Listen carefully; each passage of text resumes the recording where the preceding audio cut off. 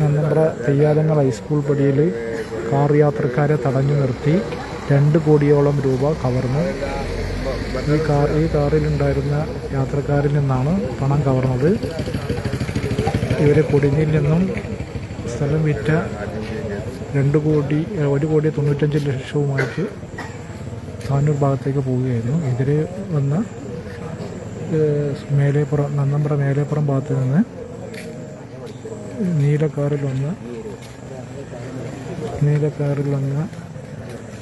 4-അംഗ സംഘമാണ് ആക്രമിച്ചത്. ഇവർ കാറിൽ ഡ്രൈവറും മറ്റൊരാളും മാത്രമാണ് ഉണ്ടായിരുന്നത്. ഈ മാരകായുധങ്ങളുമായി എത്തി കാർ ആക്രമിച്ച ശേഷം ഇവിടെ നിന്ന് പണം കവർന്ന് കൊടിഞ്ഞി ഭാഗത്തേക്ക് കാർ രക്ഷപ്പെട്ടു എന്നാണ് പറയുന്നത്. താനൂർ പോലീസ് സ്ഥലത്തെത്തിയിട്ടുണ്ട്.